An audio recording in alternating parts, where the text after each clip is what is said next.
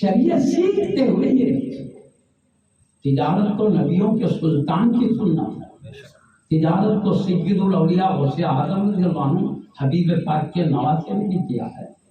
اب دیکھیے غوث پاک کے تجارت کے جہاز سمندروں میں چلا کرتے ہیں۔ حضور سیدی امام اعظم ابو حنیفہ رضی اللہ عنہ کپڑوں کی بڑی تجارت کیا کرتے تھے، بڑے بڑے اولیاء کرام نے تجارت کیا، صحابہ کرام نے تجارت کے ساتھ زراعت کا بھی مزاج تھا، اس سے روکا نہیں، حبیب نے نہیں روکا، بلکہ صحابہ کا مزاج تھا، تجارت بھی کرتے تھے، زراعت بھی، مگر انداز کیا تھا دیکھیے، مصطفیٰ کی تعلیمات کو چھوڑ کر نہیں کرتے تھے، مصطفیٰ کی شریعت کو سیکھتے ہوئے کرتے تھے۔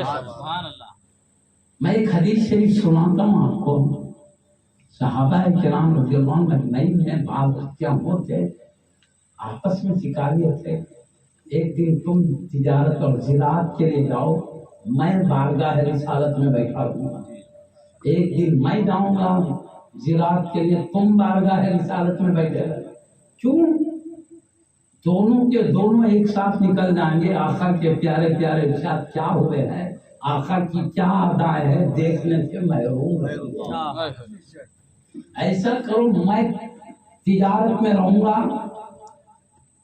جب میں آؤں تو آقا سے تم نے کیا کیا سنا ہے، آقا کی کیا کیا ادائیں اخلاق دیکھے مجھے بتا دینا، اور جب میں صحبت میں رہوں گا تمہیں بتا دوں گا۔ یہ دین بھی باقی رکھتے تھے، دنیا بھی رکھتے تھے، آقا کو چھوڑ کر نہیں، آقا کے دامن کو مضبوط تھامتے ہوئے دونوں کو لے کر چلے۔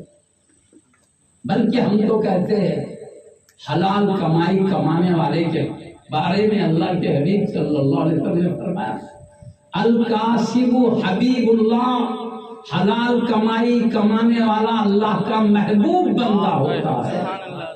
محبوب بندہ کیوں محبوب ہے وہ بھی بتاؤں میں آپ کو۔ شریعت میں صرف حقوق اللہ ہمارے ذمے میں نہ رکھے، حقوق العباد بھی رکھے، اللہ کے حقی نہیں ہے، بندوں کے بھی رکھے۔ بیوی بچوں کو پرورش کرنے کا حکم بھی شریعت نے دیا، ہم کمائیں گے نہیں تو بیوی بچوں کو کھلائیں گے پلائیں گے کرتے ہیں، ان کے لباس کی ذمہ داری، ان کے کھانے پینے کی ذمہ داری، ان کے مکان کی ذمہ داری، ان کی خوشحال زندگی کی ذمہ داری بھی ہے بندوں پر۔ ماں باپ کی خدمت کیسے کریں گے نہیں کمائیں گے تو؟ ماں باپ کی خدمت کا حکم شریعت، غریبوں کی مدد کا حکم شریعت دے رہی، دینی مدارس کے مدد کے لیے شریعت حکم دے رہی، مسجد کے بنانے کے لیے حکم شریعت دے رہی ہے، دینی معاملات میں خدمت کا حکم شریعت دے۔ کمائے گا نہیں تو خدمت کیا کرے گا؟ یہ کمانے سے بڑے بڑے کام کر سکتا ہے، اپنے حق ادا کر سکتا ہے، اس لیے الکاسب حبیب اللہ کہا گیا، حلال کمائی کمانے والا اللہ کا محبوب بندہ۔ تو شریعت نے کمانے سے نہیں روکا ہے، بلکہ دنیا خود کماؤ، حلال طریقے سے کماؤ، جس فن سے جائے حلال فن سے کماؤ، حلال تجارت سے کماؤ، شریعت نے بالکل اجازت دیا ہے، بلکہ رغبت دلائی ہے اس بارے میں، شوق دلایا ہے اس بارے میں، لیکن دین چھوڑ کر نہیں۔ وجہ یہ ہے کہ ہمیں جہاں دنیا کی زندگی ہے اس کے ساتھ یہ ختم ہوتے ہی خبر کی زندگی بھی گزارنا ہے، خبر سے نکلے محشر کا میدان بھی ہے، وہاں بھی ہماری زندگی ہے، وہاں سے نکلے تو پھر جہنم ہے یا جنت ہے۔ اور دنیا کی زندگی خاص طور پر حبیب کی امت کے بارے میں پیارے نبی صلی اللہ علیہ وسلم نے فرمایا، میری امت کی عمر 60-70 سال کے درمیان ہے، یہ اکثریت کے اعتبار سے، اللہ اس سے بھی بڑی عمر دے دیتا اپنے کرم سے، جسے چاہے دے دے، جسے چاہے 60 سال سے پہلے موت دے دے، اس کی مرضی ہے، اکثریت کے اعتبار سے۔ تو یہ 60-70 سالہ زندگی کسی کو بڑھا دے تو 100, 150, 200 سال کی عمر ہو جاتی ہے حبیب کی امت کی۔ تو جب دنیا میں اتنا رہنا ہے اور قبر میں ابھی کچھ 100 سال اور باقی ہے، قیامت آنے کے دوبارہ محشر میں اٹھائے جانے کے کچھ 100 سال ہے، یہاں تو زیادہ سے زیادہ 100, 150, 200 سال وہاں کچھ سال گزارنا ہے قبر کے اندر.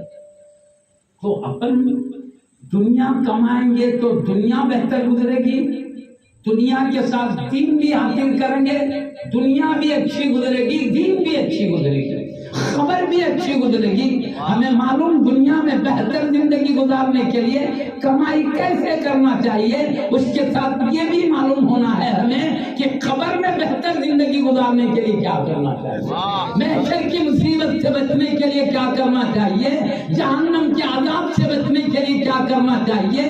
جہنم کے اوپر ایک راستہ بنایا گیا ہے جس کو پل صراط کہا جاتا ہے، جو بال سے بھی زیادہ باریک ہے، تلوار کی دھار سے بھی زیادہ تیز ہے. وہ اللہ کے حکم سے فرشتے جہنم کو کھینچ کر محشر کے میدان میں لائیں گے. اس کے اوپر وہ راستہ بنایا جائے گا جو تلوار کی دھار سے بھی زیادہ تیز ہے. وہاں کوئی اپنے فن کی بنیاد پہ نہیں گزرے گا، صرف رب کے کرم کی بنیاد پہ گزرے گا. تو قرآن یہ بتاتا ہے کہ اس راستے سے گزرنے کا کیا طریقہ ہے. اس راستے سے گزرے بغیر جنت میں جانے کے لیے کوئی دوسرا راستہ بھی نہیں ہے. تو جہنم سے بچتے ہوئے یہ نازک راستہ طے کرتے ہوئے جنت تک پہنچنے کا کیا قانون ہے، یہ تین سکھاتا ہے. تو ہم دنیا سیکھے 60-70 سالہ زندگی، 100-150 سالہ زندگی بہتر ہوگی، اس کے ساتھ دین کو ملا لیں گے، خبر کی کئی 100 سال کی زندگی بھی بہتر ہوگی. محشر کا میدان تو 50,000 سال کے برابر کا ایک دن ہے. دراصل کیا ہے معلوم، آدمی علم دین سکھانے سے سیکھنے سے کیوں کتراتا ہے، دنیا اس کی آنکھوں کے سامنے وہ دیکھ رہا، خبر کیونکہ وہ آنکھوں کے سامنے دکھائی نہیں دیتی ہے، اس لیے اس کی تیاری کی فکر نہیں ہے. محشر کا میدان آنکھوں کے سامنے نظر نہیں آتا ہے، نہ جہنم کے دہتے شعلے نظر آتے.